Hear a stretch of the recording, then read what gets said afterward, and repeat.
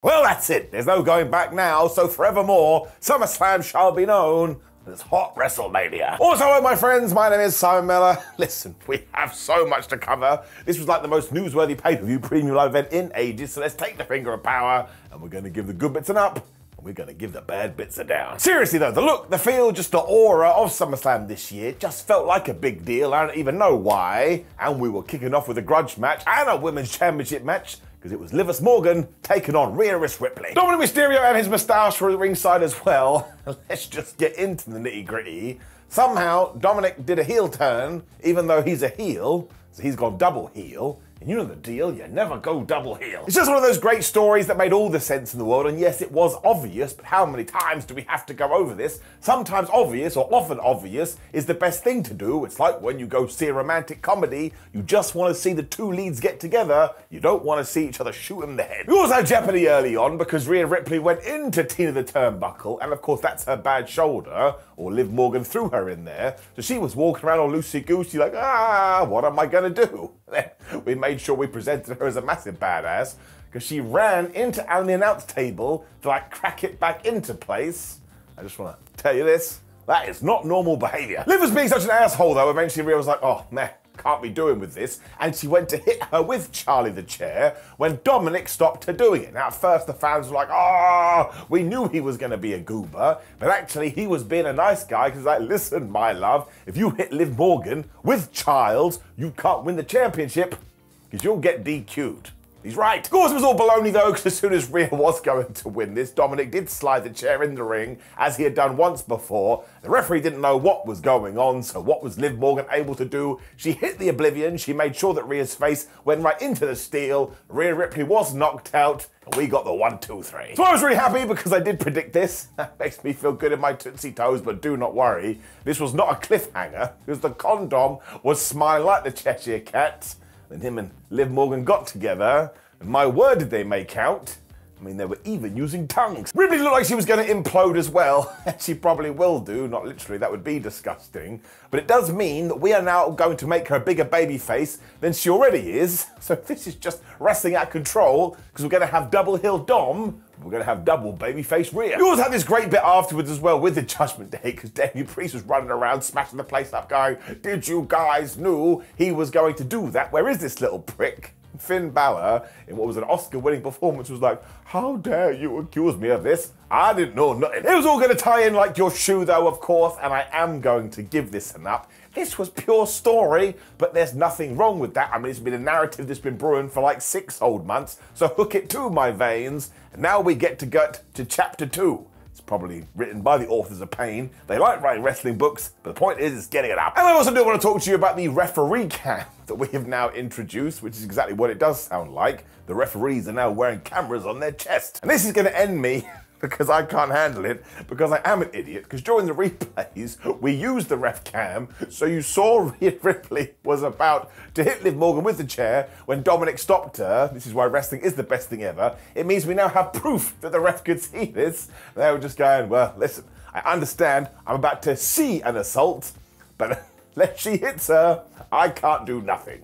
Never change. When Bron Breakker went right into Tina the Turnbuckle, which was actually going to become the theme of the night, everybody was going into Tina. Now there was a story here too, because of course Bron Breakker is a rookie Wookiee, so as soon as the bell did go ding ding in his Intercontinental title match with Sami Zayn, he went for the spear. Sam just went, all right, well I'm going to get out the way. So Breakker went into the corner, and I was like, Bron, you idiot. That didn't actually help at all, because then Sami Zayn went for the haluva kick, but that didn't work either, where Bron Breakker just decided, I am going to whip your ass. Like Sami was trying to use veteran moves, like the most devastating move in all of sports entertainment, the surprise roll-up, but that didn't work either. He only got a 1.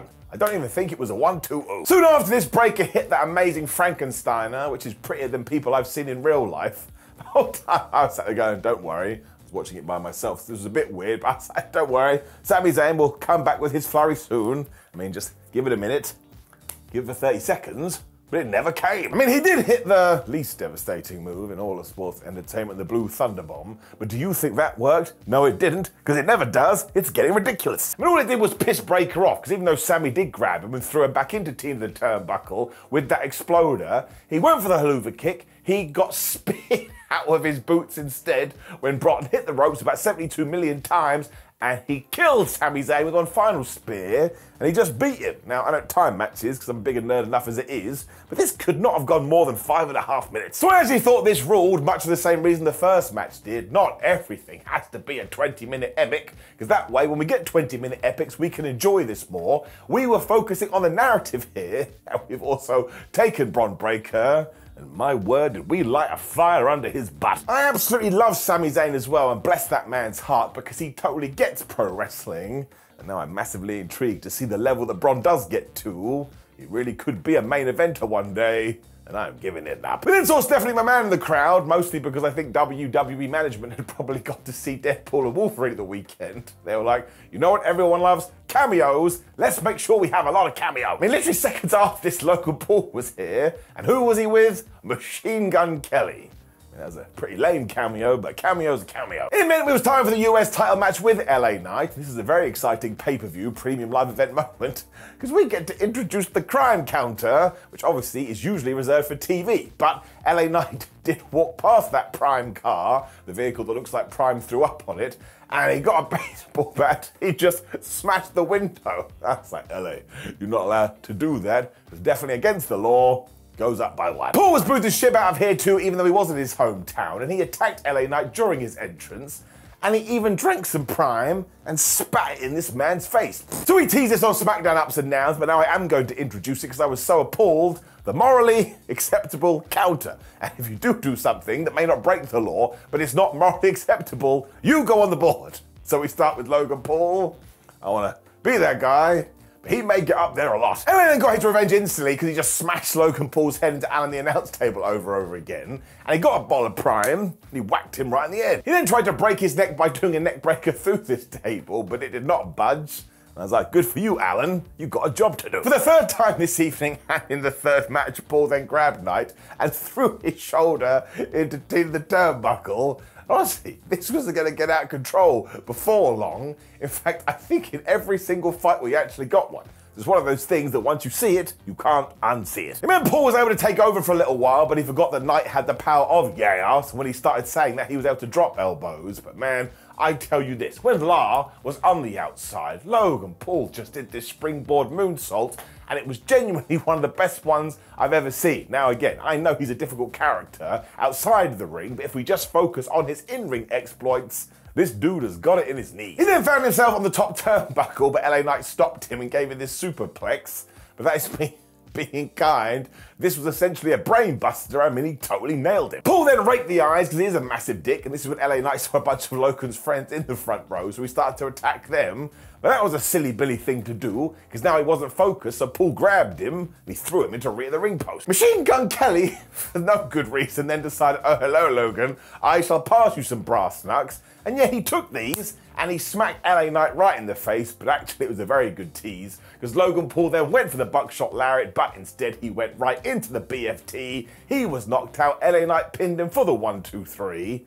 And I tell you, my friends, this made me feel warm and fuzzy in my tum-tum, because to use the wrestling phrase, good grief, does that man deserve it. If for one, the crowd went absolutely crazy, but LA Knight just always carries himself as a star, and he has been deserving of this accolade, I'm using that word again, for a hell of a long time. And now we should do to the United States Championship what Gunther did to the IC Championship on Raw, and just let LA run and run and run with it. So I am giving it an up, and if you want to watch one match on this show that just makes you feel good, should pick this one. I'm not going to get too much into the sponsored content that was next, but it obviously got my attention because Apollo Crews and Baron Corbin were shaving their bald heads, and it ended with them watching Otis shave his stomach.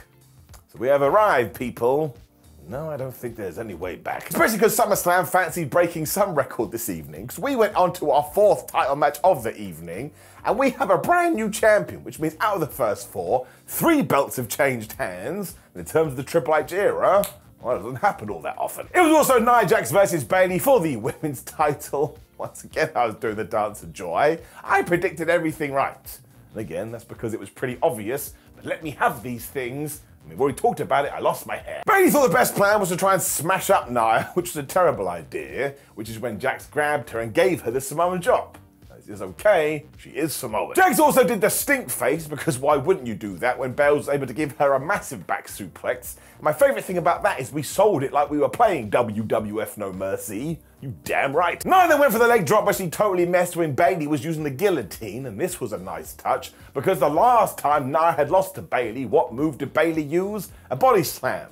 Joking, of course, it was the guillotine. What's wrong with you? Nia then missed another leg drop. Now, it's a bit like Jack. You should probably stop doing that move. Just my opinion. When Bayley was able to hit the Bayley to belly, but that only got a 1-2 ooh. I can't lie. I didn't get too excited about that.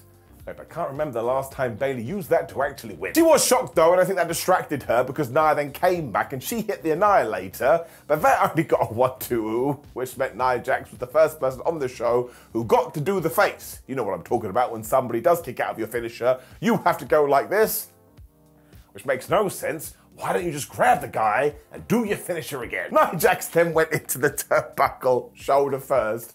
And look, given this happened in at least 2 other matches, I'm just gonna give it a down. Like, it doesn't matter, but it was just way too prevalent on this show. And surprise, surprise, by the time we got to the last one, the fans made no noise because they'd seen it and they were like, what else you got? It didn't bother Nia at all as she hit another drop that was from Samoa, but this is when Bayley, using the corner buckle, was able to hit this massive power bomb, but that too also only got a 1-2 ooh. She was like, what the flub am I meant to do now? She also got the diving elbow, but that was a failure. When, of course, Tiffany Stratton's music hit, and she ran to the ring, and her big tease was, I'm gonna cash in my new Money in the Bank briefcase, and it's pink. Of course, this is just a ruse though, because Stratton and Jax are friends, but it did mean Bayley had to go over there and smack her right in the face, and during all of this, Nia Jax was able to take a med pack. She took out Bayley with all these power bombs. It got a little bit brutal when she dragged her ass to the corner and hit 2 Annihilators. I don't know whether you know this, but that's more powerful than just one.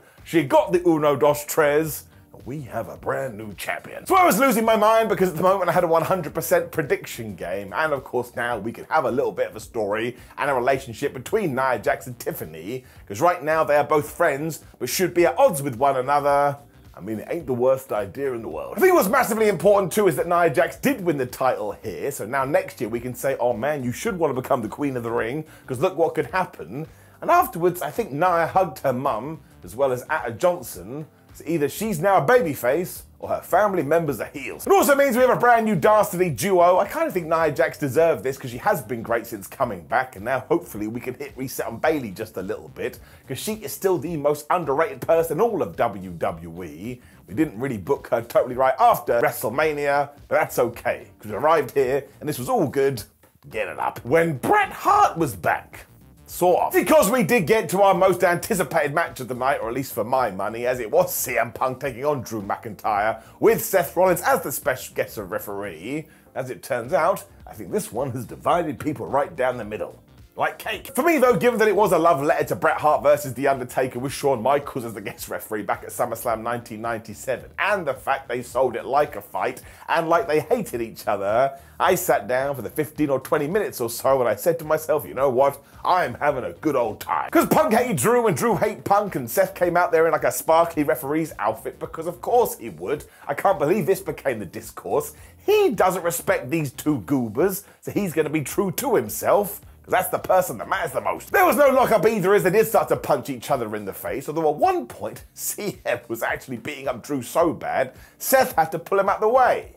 Always irks me. I know it kind of is the rules, but I'm like, man, it's wrestling and they're trying to kill each other, just let them. This then spilled to the outside, and as Seth has promised he'd let them go at it, he wasn't worried about counting. When Drew McIntyre decided, wait a minute, I love the Karate Kid. It was also a callback to WrestleMania because he swept CM Punk's legs. So yeah, that's what Punk had done to him a few months ago when he lost the title, so that he was going to get some revenge. Drew then tried for a quick cover, but Seth Rollins was actually surprised by this, so he was a little bit delayed. So there's your first planting of seeds. McIntyre looked at him like, you better start doing your job, pal.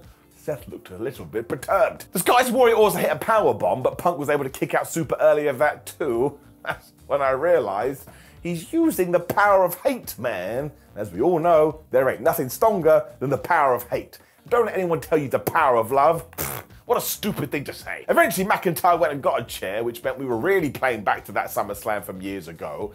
He even said to Drew, like he was the Emperor from Star Wars, just let me do it, Rollins. You can turn your back and we'll both benefit from this. We don't like him. Imagine like Seth was going to listen to him, but of course, at the last minute, he did grab the chair. And the look on Drew's face kind of reminded me of when I go home and my parents look at me. We then went the whole hog with SummerSlam from 27 years ago because they got into a bit of a shoving match and Rollins was so angry that Drew dared do that. He took the chair and he swung at him, but the big Scot got out the way, so Seth Rollins almost hit CM Punk. It meant that all the shenanigans started to rain down, but also meant that Seth Rollins was out of position. So when Punk did hit the most devastating move in all of sports entertainment, the surprise roll-up, he actually had the 3, but Rollins was late to the party. I don't think he's going to be invited again. Punk was pissed. Drew then tried for the Claymore kick, but actually got whacked in the face instead when Punk hit the big elbow, and he went right into the Anaconda Vice. This is when I felt my tush in the chair, just thought to myself, man, I'm really satisfied right now. CM Punk doing his thing again. Sometimes it just feels right. The thing is, though, when he was doing this, he saw the bracelet, the family bracelet, on Drew McIntyre's arm, and that's when he decided, you know what, screw submission moves, I am going to take this thing off because I want to have ownership of it again. Now, I saw some people laughing at this, but they can flub off because it just means, 1, you've never had anything that you own that has sentimentality to it, and 2, well, to be that guy, you've probably never had a meaningful relationship. Because this was more real than any move, but of course it cost CM Punk, and when he turned around, he got Claymored right in the face, but that only got a 1-2 ooh, and I have to admit, it got me. This is when Drew went to charge, but he went into the turnbuckle. Someone really needs to talk to someone about this next time. But just as CM Punk was going to hit the GTS, his eyes went all crazy wazy, and he saw Seth Rollins' wrist, and dun dun dun, he was now wearing a bracelet. Now Seth had only done this because the damn thing had fallen on the floor, so he was trying to be a good referee.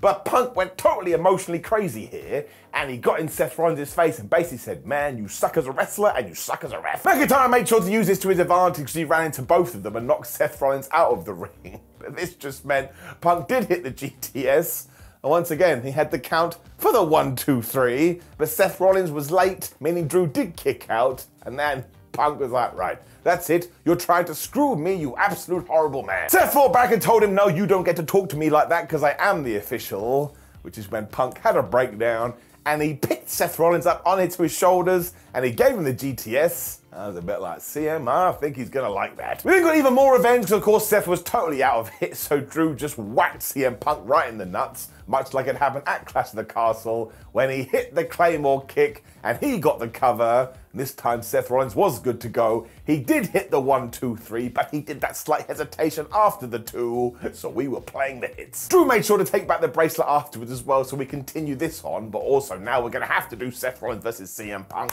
So here's a massive round of applause all around, because look what we've done here. We can go off in multiple directions, and there ain't nothing wrong with that. This is wrestling, my friends, and sports entertainment, and it's getting it up. Now, some people did get in touch with me and say, Simon, I think it was a little bit too much that we had 2 visual pinfalls over Drew. Wouldn't one have been fine?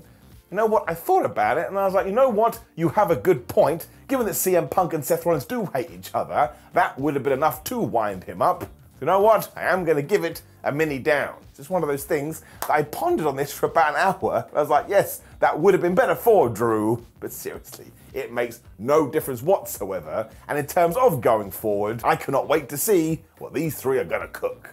Hopefully pancakes. I do want to make one final comment as well that people will get really mad at me over, but I don't care. But all you individuals going, oh man, CM Punk was gassed, you can flub off. Now, I really do believe that everybody should have an opinion when it comes to wrestling, whether it's a good opinion or a bad opinion or a left opinion or a right opinion. But if we are going to start talking about a wrestler's cardio, I would just say, go and do a little bit of wrestling first, because then you will understand. But even when you're doing it weekly, it's one of the hardest things ever. So when you have been out for 7 months with a tricep injury, I just think you have to cut the man a little bit of slack, and really, when you do throw all of the situations into a pot, I think he did damn well. I mean, once you have been in the ring and you can barely get any oxygen, you do know. Anyway, that doesn't matter, let's move on. Because we were going to zoom to the back when the Judgment Day were there, and Finn Balor was talking to Damian Priest, and Damian Priest was talking to Finn Balor. They were like, we shouldn't have had that falling out earlier. I'm really sorry. Where Finn was like, yeah, well, if you need me at ringside later, I'll be there. I was like, man, something bad is coming. It was also World Heavyweight title time as Damien was taking on Gunther. And again, these two guys are superb together.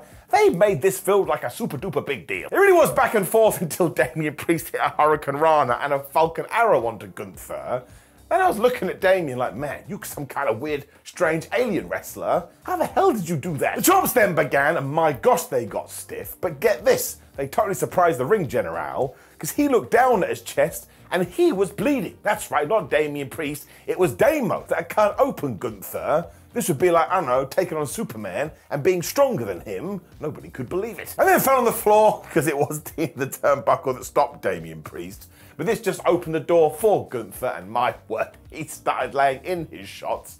And I think I truly mean this. Nobody comes across as more believable than Gunther. He is just so damn good. When he was drop kicking and power bombing, when he too started laying in the chops and they got disgusting, when from nowhere Damien grabbed him and he hit the big choke slam. I don't know where that come from. It didn't work because Gunther was able to kick out when he was trying the chops, but actually Priest was winning with kicks. Then Gunther was like, man, I am done with this. And he just murdered Damien Priest with this suplex. I mean, if that had been the finish, I would have totally bought it. We then went back to the chops.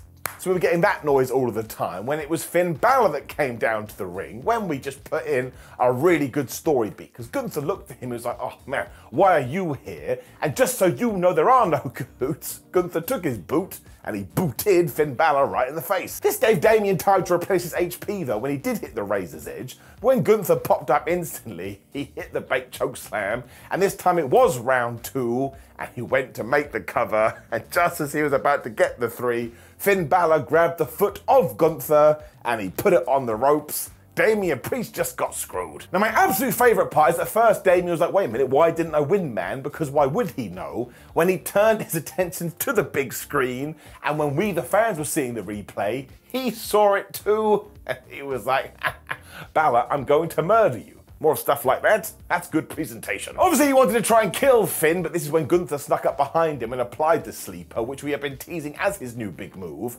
But Damien was not going to die on this evening, and he got out of it by elbowing him right in the face. It also meant the Priest must have had his 8 hours because the sleeper wasn't working, but he made a terrible error after he did try for the most devastating move in all of sports entertainment. He went after Balor again, and this time Gunther was like, man, you will go to sleep. He reapplied it, and he was correct. Damien Priest passed out, probably with a tear in his eye. He'd been dicked over by his friend. We got a brand new World Heavyweight champ. So that is that, the Judgment Day that we know are no more, and a brand new version is going to rise in these acids. And we're probably going to get some kind of good guy team between Damien Priest and Rhea Ripley. But even with all these shenanigans, Gunther instantly felt like the most legitimate champion we've ever seen in our lives. That may just be a little bit of hyperbole. I really liked all of this though, because it was like being on a roller coaster as we just threw all the stories into one. And I love the fact that Gunther is mad at Finn Balor too. It's absolutely getting it up. Well, I'm going to give you a quick version, because the Miz and R-Truth came out to tell us that we had a brand new USA attendance record for SummerSlam when they invited Jelly Roll in the ring. When Grayson Waller and Austin Theory turned up, Jelly Roll grabbed Austin and gave him the best damn chokeslam you've ever seen in your life. Move on. Because we did get to our main event, and I tell you, we were not playing. Because Solo Sikoa did march to the ring when we cut back to Cody Rhodes' bus, and he was with his dog Pharaoh, because as he had told us in his press interviews, it's the last road trip for Pharaoh because he's just a little bit too old. He seemed quite emotional about this. It was nice. This all continued as well because he bumped into someone, and it was flipping Repo Man. No, it wasn't. It was Arn Anderson. This was a great way to introduce him, though, because I don't think you can do what we did in AEW with Cody and Arn, so here it worked within the WWE landscape. And Arn even said to him, don't worry, here's a gun, just go and shoot Solo Sikoa right in the face. No, he didn't. I got that wrong. He said, if you do get into trouble, don't worry, some friends will be here. And I wonder who he was talking about. Rhodes also wore that skull mask, which is now basically telling you that it is going to be a Bloodline Rules match. Although they kind of forgot about the Bloodline Rules for the first half of this. Although as we were told, Solo Sikoa had definitely done his homework. He had a reversal for everything. Now, the reversal was usually Samoan drop, but if it works, it works. Rhodes then got some space with the Cody Cutter, but when he tried for the disaster kick, that didn't work either, and Solo gave him a powerbomb. I was like, oh my gosh, you're leveling up in front of our eyes. We then got the spinning Solo and even more Samoan drops. This is why I like Solo. Come over here a second. I think your controller button may have got stuck, man, because you are starting to spam moves. Eventually, Cody got caught in the ropes, though, and that's when Sikoa was like, oh yeah, I do have more. and he just went over there and he started headbutting him. I'll do. Of course, eventually Cody showed his true babyface power and he hit the crossroads. But this is when out came the Bloodline, or Tangaloa and Tama Tonga, which means they waited 15 minutes, even though they could have interrupted in the first second. But let's just pretend Solo Sikoa said to them, listen man, I can do it by myself, but if I do screw up, you better come out. It was just the start of all the shenanigans though, which is what a Bloodline Rules match is all about, because almost instantly Kevin Owens' music hit. He made his return. This didn't go away at all, he got his ass kicked. He too had a plan though, because clearly in the back he had told Randy Orton, listen, I know you're here Randy, but let me see how I get on by myself, and then somebody can hit your music and you can come out. And that's exactly what happened. He did far better because he dropped Tangaloa with the RKO as Kevin Owens was hitting stunners, and it did go to plan because they were able to fight the Bloodline away, so now it was one-on-one again. Kinda. Because this is when Cody Rhodes remembered, oh yeah, we're allowed to use weapons. So he got Simba the Steel Steps. Well, the worst part was, Solo got back into this and he went for a hip attack and he totally missed and he crashed into Simba. I tell you, he probably broke his leg. This is when we got back to the crossroads, when of course Jacob Fatu showed up to stop this. And my gosh, he absolutely annihilated Cody Rhodes when he put him on the announce table and he climbed the top of the turnbuckle and he gave him that amazing splash. I tell you, I could watch that 32 times in a row and it would never get dull. The thing is, when he did land, he grabbed his quad like something terrible was happening, and he was falling over here to the point the referees had to come out and escort him to the back. What? Which means one of two things has happened. One, he did get injured. If it is the case, I send all my love to Jacob. This would be terrible timing and I hope he is okay. Or two, this was him selling because of course somebody was about to make their big return and you don't want them to have their big one-on-one staring contest just yet. If this was a work, and it was him acting for lack of a better term, well, somebody give him a medal. I totally bought it. Solo then came back with a big splash of his own for a 1-2 when Cody hit the Cody Cutter, and when they were lying there, you already know what happened. We got Halamina Salafarabi. And Roman Reigns made his big return to WWE. And write this down in your trivia books. It took 10 years for WWE to get the pop for Roman they always wanted. I tell you this, my friends, it was worth the wait. He was also wearing an OTC shirt, which of course stands for Original Tribal Chief, so I was gone instantly. That's the way he's going to tell you. Like, listen, look at my merchandise, why would it lie? The place just absolutely lost it and it was so damn cool, especially because there was no nonsense here. When he did get in the ring for about half a millisecond, it looked like he was going for Cody, but he didn't. He Superman punched and speared Solo Sikoa. And man, he must have felt like the best person in the world. The cheers were absolutely nuts. It also meant Cody was able to get up from his slumber and hit one final crossroads to get the 3. But the whole time he was looking at Roman and Roman was looking at him. This felt like a real moment and why Roman coming back during the match was so important. Now the same people are going, oh man, Cody looks like such a bum here. No, he doesn't. Have you never read a comic book, Batman helped Superman and Superman helped Batman? And they're not always happy about it, but it makes us nerds go, yes. So this was just a WWE main event through and through, and this format just works. And if you want to keep giving me these Bloodline Rules matches, I will take them, especially because even though it's called Bloodline Rules, Cody Rhodes is now 2-0. So if the Bloodline is watching, you probably need to change your match. I had a really great time though, which is the whole point of watching wrestling, giving it an up. And it just makes me want to see what's going to happen in the following week because we have so many stories here, which means not only can you enjoy the pay-per-view for what it was, but you can get pumped about tomorrow. So overall, I'm giving it an up. I thought it lived up to its billing. Now, of course, you've got to let me know what you thought about SummerSlam, Hot WrestleMania, so drop me a comment below, like the video, share the video, and subscribe. Click the ups and downs of SmackDown to make sure you get all of my thoughts on wrestling. And now, finally, we can all go and rest. But I hope you had a good time, my friends, and I will see you next week.